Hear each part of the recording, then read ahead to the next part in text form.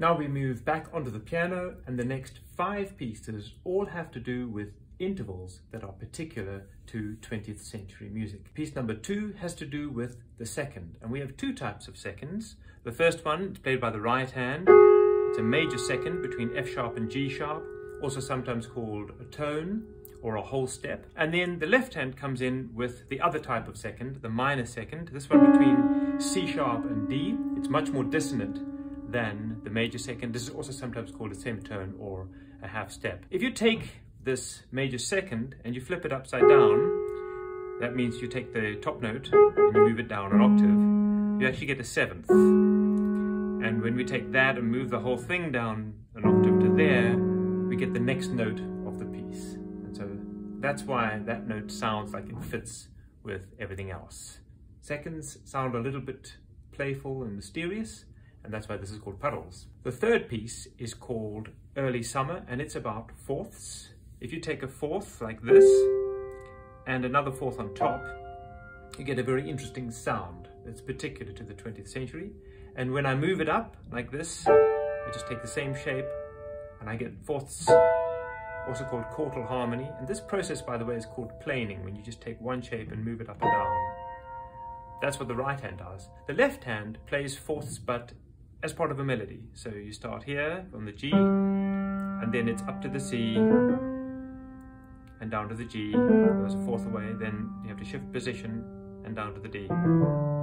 Very relaxed early summer feeling. The fourth piece is about tritones. And the way these work is, if you start, say, on a B flat, you can go up 1 tone, 2 tones, 3 tones, or 3 whole steps. That way you get a tritone. It's got quite a dissonant sound to it. That's why this piece is called Beware. I also explained in an earlier video how a tritone has 6 half steps. So if you have 3 wholes, it's also 6 halves, and that there are 12 half steps in an octave, so a tritone can actually divide the octave exactly halfway. The fifth piece is called Fifths. And for this one, the student can place their hand in a 5-finger position and they get a perfect fifth that way. This one is between E and B. The right hand does the same thing. And then the hand can just move up and down in the same position and get other fifths. So the right hand can go up here, like this, and the left hand, like this.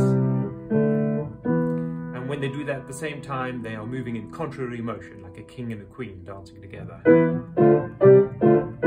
The last of these that involve intervals, number 6, involves 7ths and 9ths. And the hand position for this is quite similar to the one that involved these intervals in volume 1. So the left hand goes from G to D, that's that hand position. The right hand is slightly different from what it was in volume 1. It's going from C down to F. So if you start at the bottom of both those positions, you get a 7th, and you can play 7ths all the way up. If you go the wrong way with one hand, you'll get a 9th. There's a 9th. Lots of 7ths and 9ths are possible in this particular piece.